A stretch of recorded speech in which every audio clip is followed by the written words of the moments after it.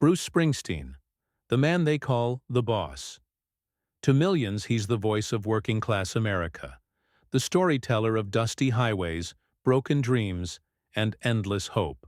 With his denim, sweat, and soul-drenched anthems, Springsteen built a legend that stretches far beyond New Jersey.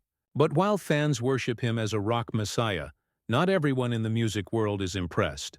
Some of his most famous peers have openly called him overrated, pretentious, even boring.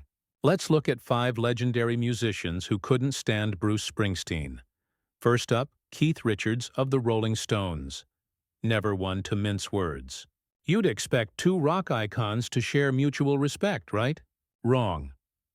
Richards once said, "If there was anything better around, he'd still be working bars in New Jersey."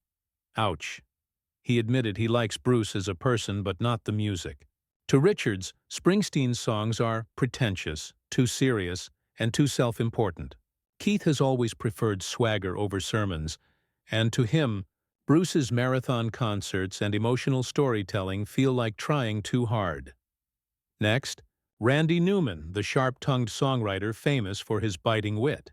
Newman once said, "I hear that as a performer he's the best in the world, but as a writer he couldn't shine Prince's shoes."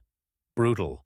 Newman argued that while Springsteen's fans treat him like a poet of the people, his lyrics lack depth compared to innovators like Prince or Stevie Wonder. Newman respected the album Nebraska for its rawness, but ultimately called Springsteen's music safe, heartfelt. Yes, but not genius. Then comes Todd Rundgren, who found Springsteen's image downright annoying. Rundgren never bought into the savior of rock and roll hype. He saw Bruce's leather jackets, motorcycles, and 1950s nostalgia as outdated cliches. "This music is going nowhere," Rundgren said bluntly. For an artist known for pushing boundaries, Springsteen's retro style felt like a museum piece, not evolution. To him, Bruce represented the past, not the future. Fourth on the list is John Lydon, better known as Johnny Rotten from the Sex Pistols. True to punk form, Lydon didn't hold back. "I don't like that Bruce Springsteen type of noise. I just find it really boring."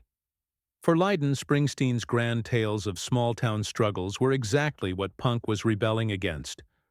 Long-winded, sentimental, and hopelessly conventional.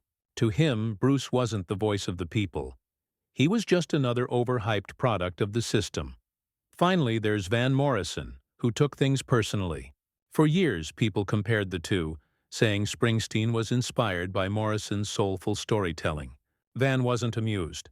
When he finally listened to Bruce's music, he scoffed, "He's definitely ripped me off. Even my movements." Morrison saw Springsteen not as a rival, but as an imitator, a copy of what he'd already done in the 70s. In the end, these 5 artists, Richards, Newman, Rundgren, Lydon, and Morrison, all attacked Springsteen for different reasons: his ambition, his style, his image, or his fame.